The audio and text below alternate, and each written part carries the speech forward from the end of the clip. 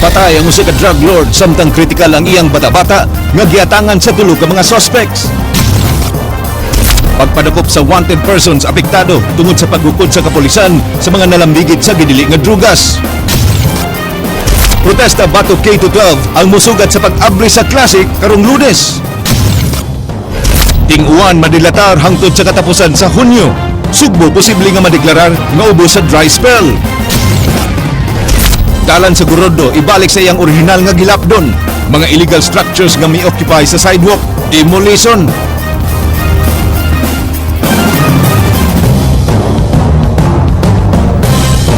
Maayong hapon Sugbo Kabisayan, aniya na mga balita uban ang kinatibukang puwersa sa News 5 Cebu. Karong adlaw Biyernes, petsa 29 sa buwan sa Mayo, tuig 2015. Ako si Glenn Soco. Amo na hatod ang mas sa iyong pagbalita inubanan sa mas komprehensibong impormasyon. Ako si Georgia Herrera. Magsugod dayon ang regular classes karong Lunes sa tanang public school sa nasod, kini matod sa DepEd. Katuwa pa makapa-enroll dawaton gihapon hangtod Biyernes sunod semana. Andrea Patenya, sugin nimi. Kuyog iyang mama, miabot sa Lahug Elementary School kining 7 anyos nga si Lance aron mo apil sa school supplies distribution sa usa ka pribadong kompanya. Naghinam-hinam na siyang muskwela karong Lunes nga maoy pagbukas sa school year 2015 to 2016 sa mga public schools. Ganahan ako mo score aron na ako makatkunan. Hanay na ang mga lingkuranan o classroom decorations apan duna pay mga final touches sama sa pagpanrapo sa mga bintana. Kining si Mrs. Jovelyn busy sa pag-decorate sa iyang lesson plan. Matud pa, mas creative, mas maayo. Kanang inspired mo suhat sa lesson plan everyday. Everyday man ni siya nga kuan. Kana planning mo for the school year.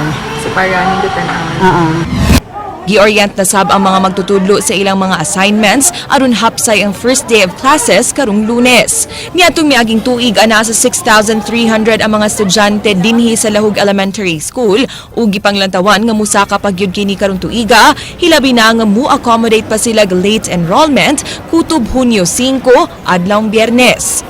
Duna na mga special teachers nga gipang-assign nga mo-facilitate sa late enrollment karong umaabot nga Lunes. Giawhag ang mga ginikanan nga kung mahimo, kumpletuhon na daan ang mga requirements sa ilang mga anak sama sa birth certificate alang sa grade 1 ug kindergarten pupils ug report card alang sa mga transferees. Apan kung di gyud mada kining maong mga requirements, dawaton gyapon sila sa tunghaan isip mga temporary enrollees.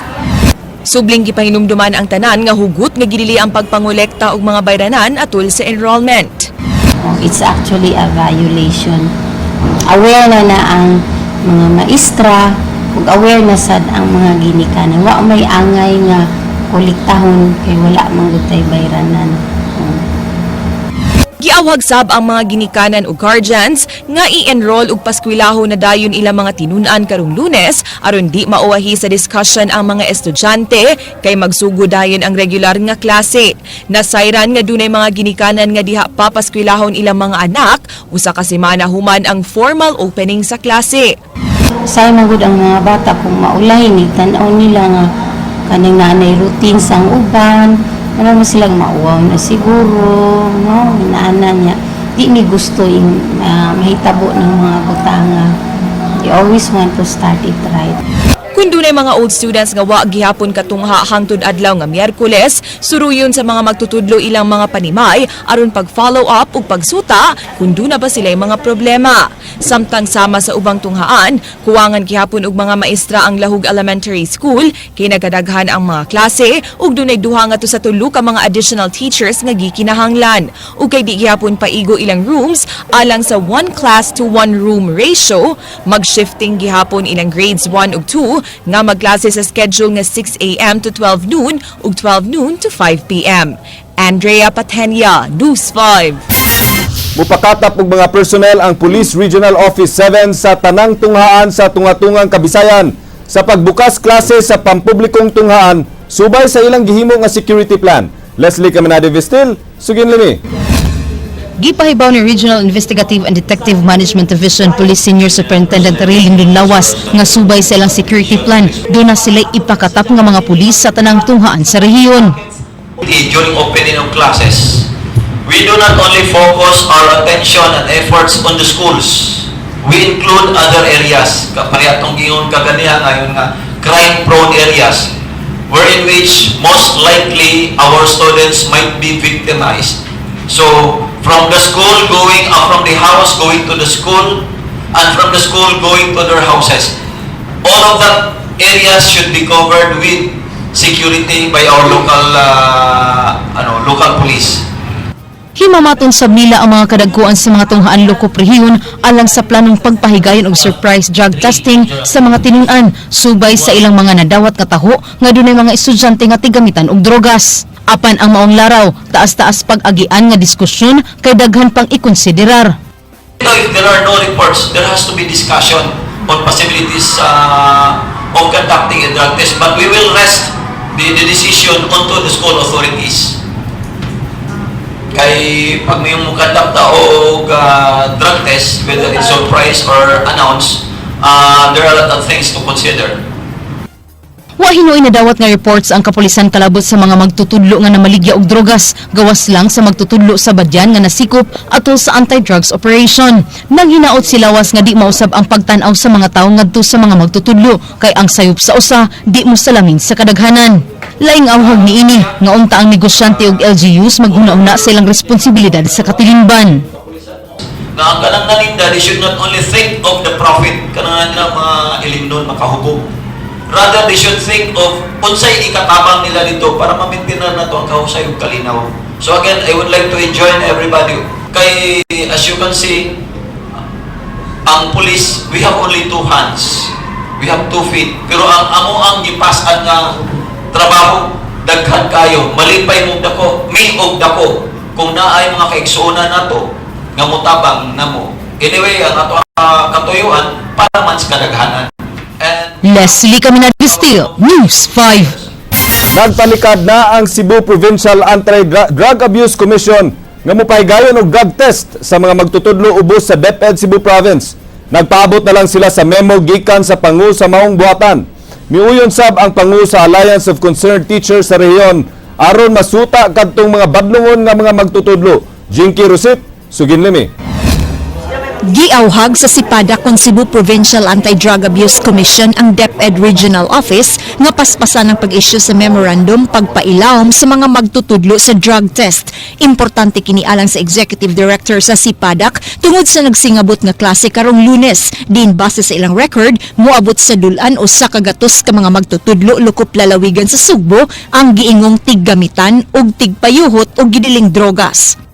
So, lisod na siya buhaton in the sense na unsaon pag drug test, ipatawag ba na sila kausa, tunga-tungaon ba na siya, or per school ba na. So, that's Giklaro sa Sipadak nga gitago nilang maong impormasyon sa DepEd Province kay gusto nila nga ang pulis sa lalawigan mo ay mo validate sa maong taho.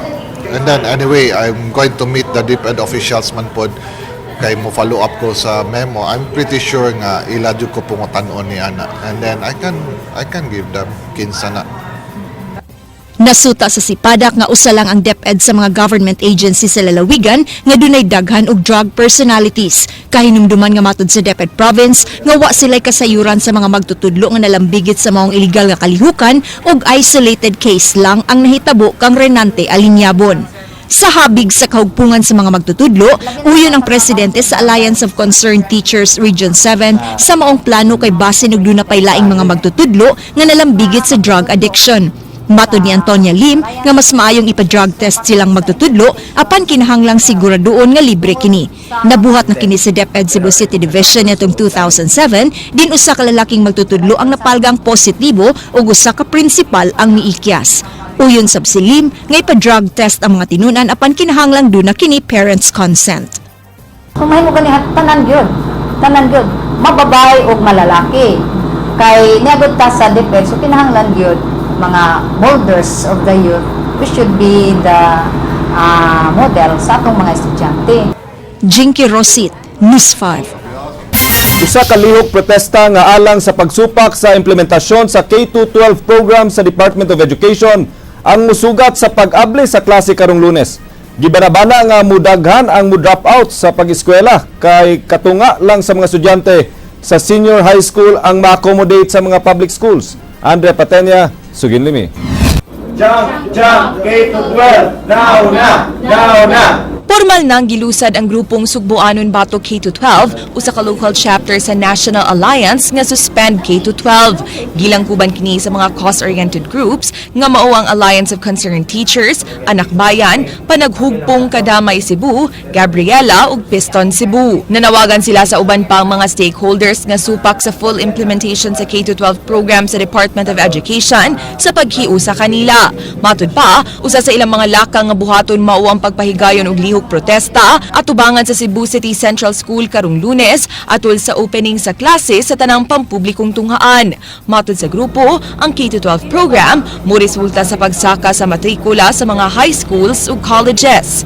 Kining mga elementary and high school nag-increase sila tungod sa pag-adjust aning K-12 nga curriculum, no? So nag-invest sila sa mga trainings, mga facilities sa tertiary level tungod kay nay mga 2 to 4 years nga walay mo eskwela sa ila, way mo enroll sa mga tertiary higher educational institutions, makaltasan ang kita or profit sa mga nanag-iya sa mga eskwelahan.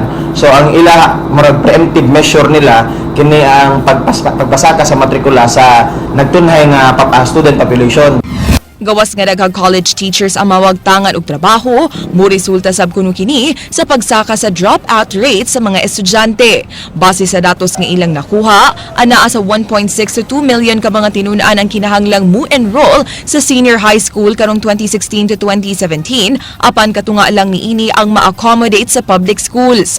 Ang katunga mapugo sa pagpa-enroll sa private schools ug ipaubos lang sa senior high school voucher program. Ginhatagan ang matag estudyante og voucher worth 8,000 to 22,000 pesos alang sa iyang tuition sa private school.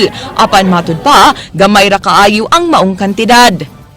Half lang na sa minimum average sa mga private schools. So ang mga ginikanan ana mangita na pud na og mga lain-lain nga kanang pagkuhaan sa kwarta. Ang Act Region 7 mireklamo nga sa kasamtangang sweldo nilang mga magtutudlo, wa na sila extra budget aron pagpatungha sa ilang mga anak sud sa duha ka additional nga mga school years. Additional 2 years sa mga anak namong mga teachers nga gastuhanan. Atong hinumduman wala gyud increase until now ang mga teachers. Nag-increase ang tuition, increasean pa gyud ang pagpa-eskwela sa among mga anak og duha ka tuig. Gawas nga kuwang ang mga textbooks ug classrooms, gitinihik pagyud kuno ang training sa mga teachers ug mga pasilidad sa eskwelahan. Sa training sa K-12, dunay namatay gumikan sa kadaghan school sa training room. Nga ang usa ka training room good for 50 lang pero butangan og 60 ka participants. So dili makakaya kung nama gani aircon di gyud kakaya. So namatay gyud ang usa ka teacher gumikan kay gibarat ang among training. Gibarat ang among mga facilities. Suruya ang mga eskwelahan bisan sa Cebu City tan-awa ang mga laboratory rooms. Laboratory equipments tan-awa naa ba? Human sa lihok protesta sa Sugboanon Bato K-12 karong Lunes at timanundayon nila ang pagpahigayon og public hearing sa Cebu City Council aron madunggan ang ilang mga yangungo. Lakip sab sila sa mga mipirma sa mga petisyon nga gisangat sa Korte Suprema sa kauluhan aron pagsuspenso sa K-12 program. Kagahapon, nasumiti na ang ikatulong petisyon gikan sa National Union of Progressive Lawyers ug sa Suspend K-12 Coalition pinanguluhan ni Professor Rene Tadle. Karong adlaw, gikatagdang isumiti ang ikaupat nga petisyon sa laing grupong Suspend K-12 Alliance ni Dr. David San Juan. Andrea Patenya, News 5. Duha ka magsuon sa dakbayan sa Talisay nakaangkon og grabing kadaot sa ilang lawas human tabangi og kulata sa ilang silingan tungod lang sa sungog. Reklamo sa naagrabyadong pamilya nga wa gyud aksyon sa Talisay City Police ang gibuhat sa ilang silingan. Leslie Caminada Vistil, Suginlimi.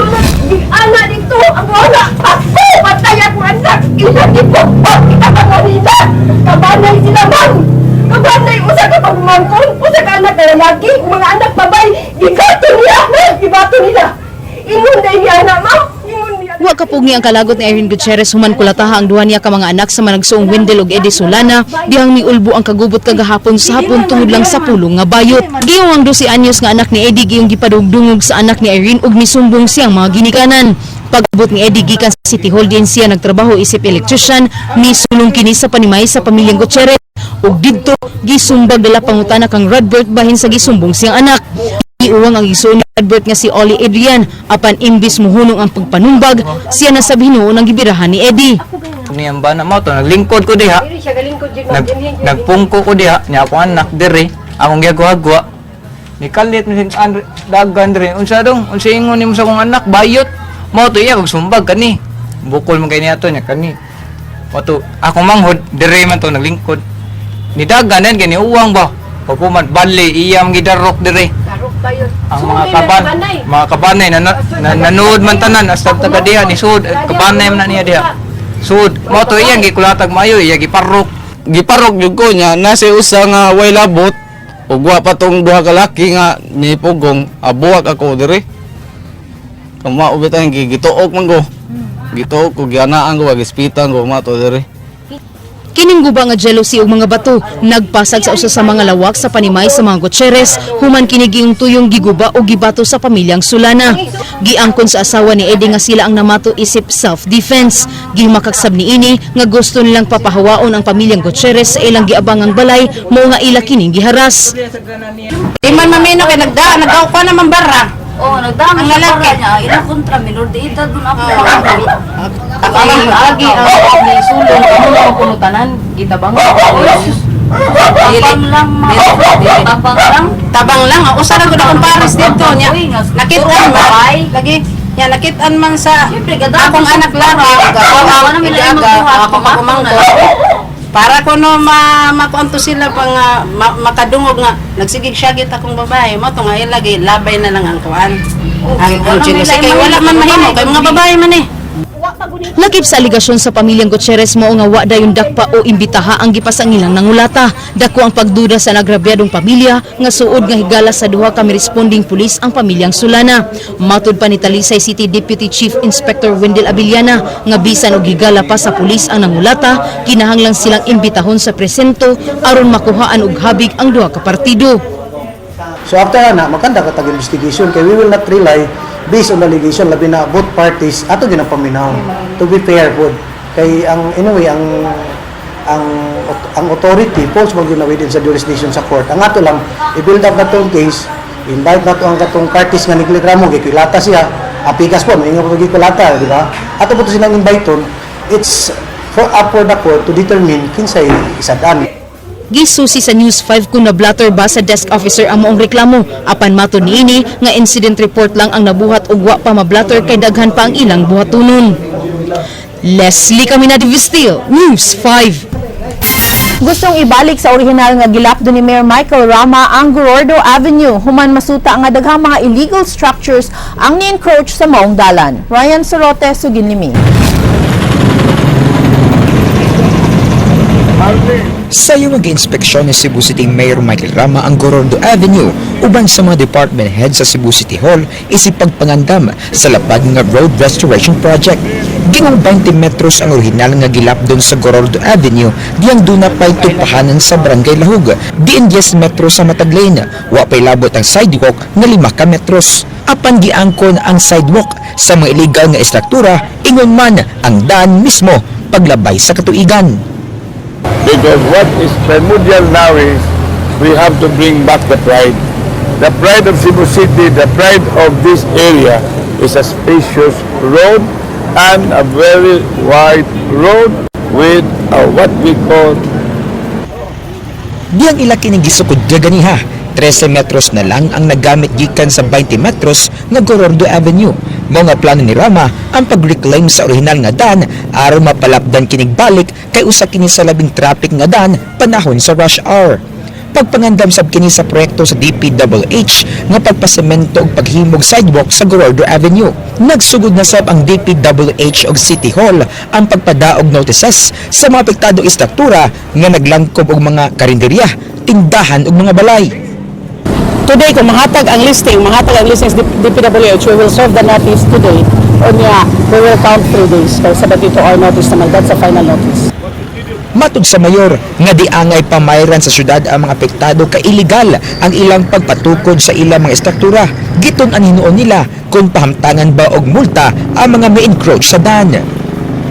They have to think if we have encroached illegally, there should be no payment. There should be no payment. Kung mangayos ng disturbance, ang ilang huna-hunaon, nakagamit sila sa dan. Dan naman na, kaya di man na sidewalk, nakagamit sila sa dan for how many years? Nawa gani sila nagbayad. Gani ang uban, klaro kayo nga nag-abang. Gawa sa road restoration, ipatangtang sab sa mayor ang mga concrete dividers, railings o waiting shed sa may Kolehiyo de Immaculada Concepcion. Tawanan sab sa mayor ang intersection sa Archbishop Reyes, Gorordo Avenue paingon sa Philmon Soto Drive sa may Acelo de Milagrosa. Ryan Sorote, News 5. Kaya wa dayon mamalhin sa gihatag nga relocation site, subling gibalikan sa probe team sa Cebu City Government ang mga namuyo sa may Maria Cristina Barangay Capitol site kay sama og naghimo og tent city kilid sa karsada. Ray Pasaporte, Suginlimi. Kiloy mi nga din lang isa karon lang hapon. Wag sila maminaw.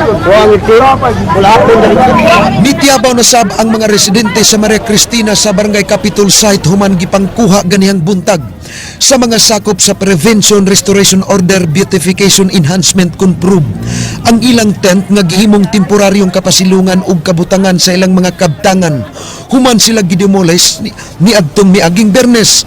Gimando ni Mayor Michael Rama sa pangu sa probe nga kuhaon kini kay gawas nga ngilad tan-aon.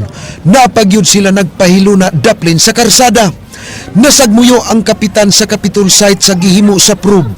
Gikwestiyon ni Kapitan Manuel Guanzon kung nganong wa makahuwat nga mamalhin manunta ang mga residente sa relocation site. Ako na-discuss din ko sa gobyerno kaning labi na sa SPED sa probe no. Kay kaning karong buntag gitangtang nila ang among tulo sa barangay ng Tuga di nasa city government na Tuga amo nang gibutang para temporary kapasilungan sa mga tao kay ilam ni sayop ni dali naguba. Ya karon gikuha nila ang trapal gingnan ako nga ay lang sa trapal kay mamali man ning mga tao ibalin sa unang mga tao before kuha ng trapal. Ang ilang gusto god ang trapal mo ilang kuha una sakto ba na sa usa ka gobyerno nga pasagdan ni mga tao pero karon may masakiton dire. Ay, gibiyaan na nila nila, tanawan eh.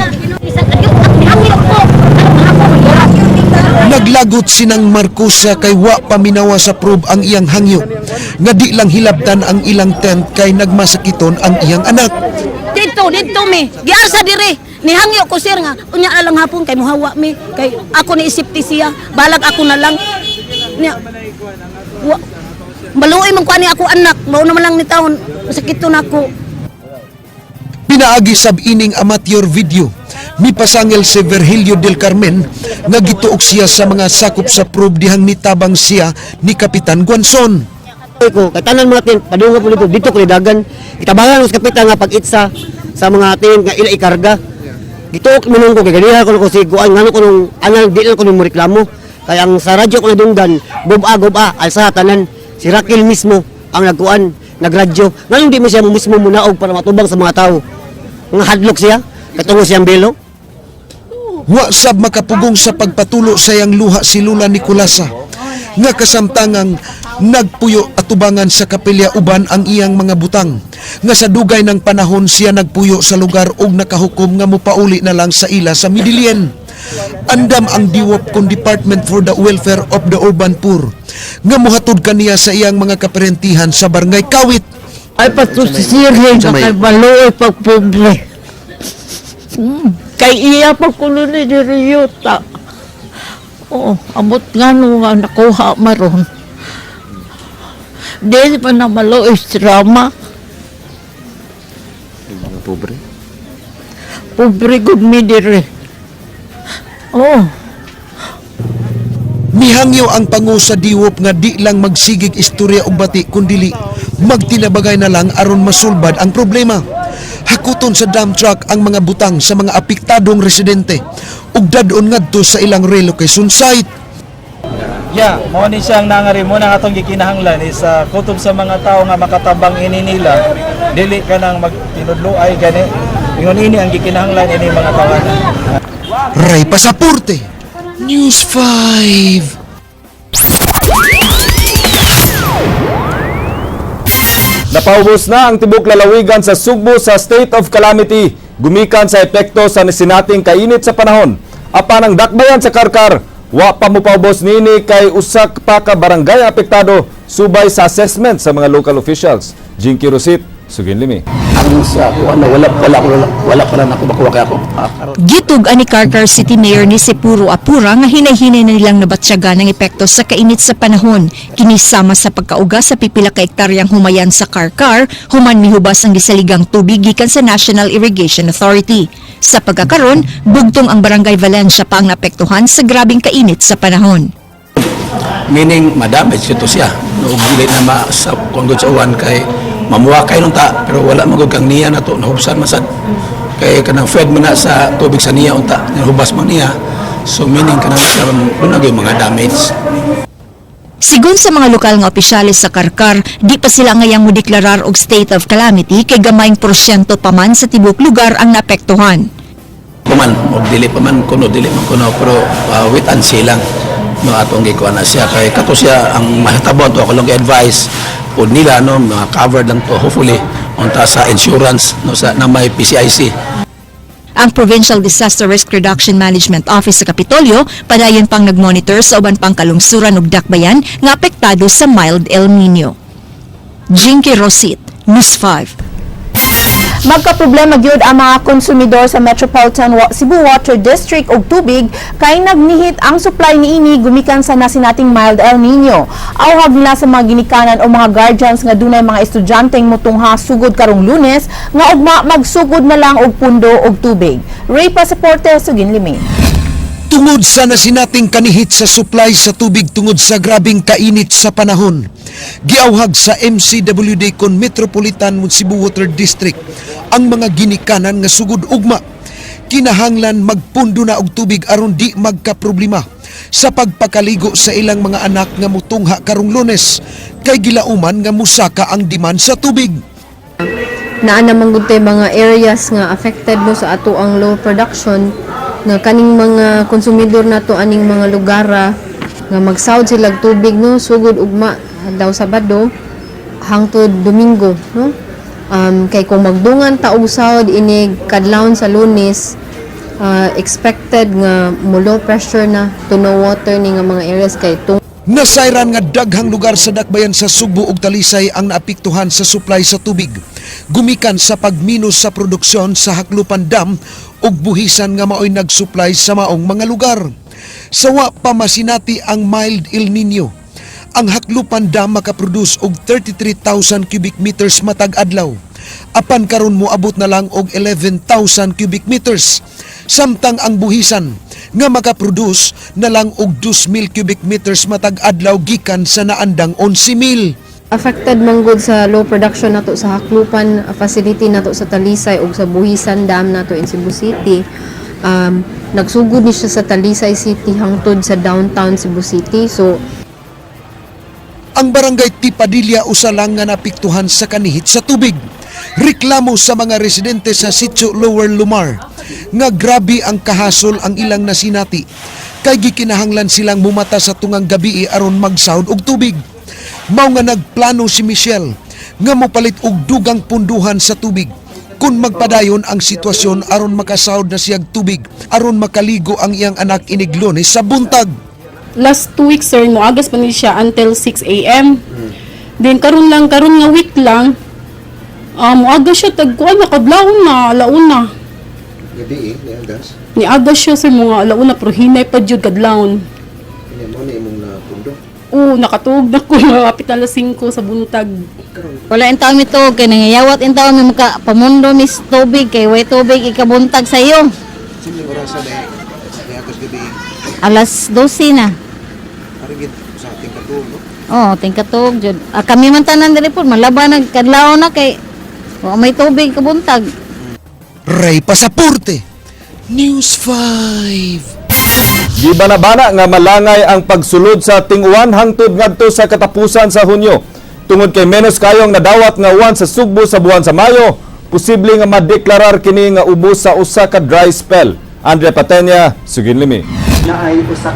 Nipay mangno ang pag-asa nga grabing kainit gihapon ang masinati karong Lunes atol sa pagbukas sa klase sa mga pampublikong tunghaan tungod sa week El Nino nga padayong nasinati. Madelay matud pa ang pagsugod sa rainy season ngadto na sa tunga-tunga o ikatulong semana sa Hunyo. Kundo naman gani pag-uwan sunod semana, mga isolated thunderstorms lang kini tungod sa convection inig kahapon o gabii. Yes, unang-una, kailangan yung mga bata, so padalhin natin ang mga pananggalang sa init ng araw tulad ng payong.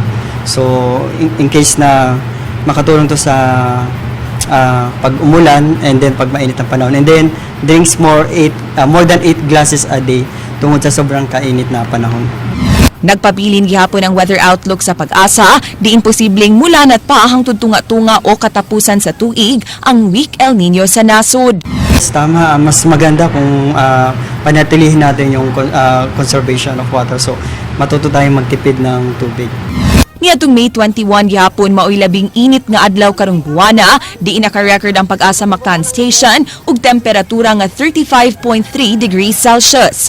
Gikan May 1 hangtod May 29 kaganihang buntag, dunalay 17.2 millimeters nga observed rainfall. Way below normal kini sa 103.1 millimeters nga average unta nga rainfall alang sa buwan sa Mayo, kun 83% nga pagkunhod gikan sa average rainfall. Niadtong March 2015, way below normal rainfall gihapon ang nasinati sa Sugbo, diin dunalay 34.7 millimeters nga na-observe ang Pag-asa, layo gihapon kaayo sa 62.8 millimeters nga average rainfall sa buwan sa Marso. Niadtong April 2015, 42.4 millimeters ang observed rainfall ug gi-classify isip near normal sa 47.3 average rainfall alang sa buwan sa Abril.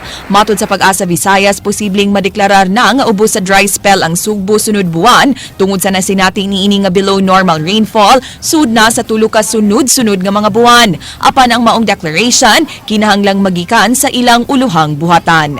Andrea Patenya, News 5. Patay ang usa ka gilang drug lord samtang samaran ang iyang bata-bata dihang gipusil sila sulod sa ilang gisakyan. Leslie Caminada Vestil, Suginlimi. Patay nang nalandig sa tambalanan ang negosyante human gipusil sa tulo ka wala mahiling mamumuno samtang anasab sa kritikal nga kahimtang ang bata-bata niini. Pasado alas 5 sa hapon kagahapon na okay ang mga nanuwa og volleyball ug mga mitan-aw dinhi sa volleyball court sa City Ubaca, Barangay Bulacau, Dakbayan sa Sugbo. Si Orlando Abelgas nga giingong usa ka negosyante nakaangkon og samad pinusilan siyang dughan samtang ang bata-bata niini nga si Henry Amakin nakaangkon og samad pinusilan siyang naong. Maayong pagkabuslot niining sakyanan ni Abelgas nga gituan nga agi sa bala sa kalibre 45. Ang usa sa mga mitana og duwa nga si Paulino o Amazon nakadungog sa buto-buto sa armas. Paglingi niya siyang kilid, ang armas sa mamumuno iyang nakitaan nga gipunting sa sakyanan. Hinungdan nga may karatin lagpanagan ang mga tao. Nagtanaw na ko duwa niya. Pagkabot na ko, pagkatataw, ditso dahil ng buto-buto. Dahil buto-buto, itong dagan dahil ko. Kaya dira mas duol kayo na ko. Itong dagan dahil ko pahingon dahil. Ang mga bata-bata ni Abelgas migukod sa duha sa tulo ka mamumuno hangtod sa Talisay apan wa nila maapsi. Gani nahibilin pa kini motorsiklo nga gigamit sa mga suspects. Ang sakop ni Abelgas nga si Dondon Incabo alias Pidudido mo'y usa sa mga migukod. Pagpaka-paka, kuya, armas mo to. Tama ko, abulo mo to, dagang ko dito. Nigukod ko, nga sa armas, bato na akong gida. Pagukod na, dagang ka nagukod. May isang kalis na, dagang ka nagukod. Namalik na sa akin, labis kiraywa sa kaigo. Ako na nagukod ko to, nagdako pa to. So kada ni mga anang auto, layar ang auto busulan, ya. Nanduha, nagalakaw nanduha. Nya, sa naong, kaila ko sa naong, sa pangano ako, kay bawo, sa pangano po, sa dagway lang daw, pakita. Sumala sa kapulisan sa Dakbayan sa Sugbo, giila nga usa ka drug lord si Abelgas. Matod sa Pangulo sa City Anti-Illegal Special Task Group Senior Inspector Lionel Avergonzado, si Abelgas usa sa mga drug lords sa Jaguar Group. Ang habagatang bahin sa Dakbayan ug lalawigan sa Sugbo, ang area ni Abelgas iyang distribution sa drogas. So kini si Roland Abelgas, dugay na ni siya sa ato ang target setting, and then possible motive ani ang pagpatay sa iyaha is drugs siguro kay kini si Roland actually lisod kani siya dakpon dili siya magpundo sa isa ka lugar ba. And then that time siguro gahapon nagdula og volleyball kumpiyansa ra kaayo kay naay iyang mga companion mo na siya nga nakuan na timingan siguro sa iyang kompetensya sa negosyo mo na siya na patay.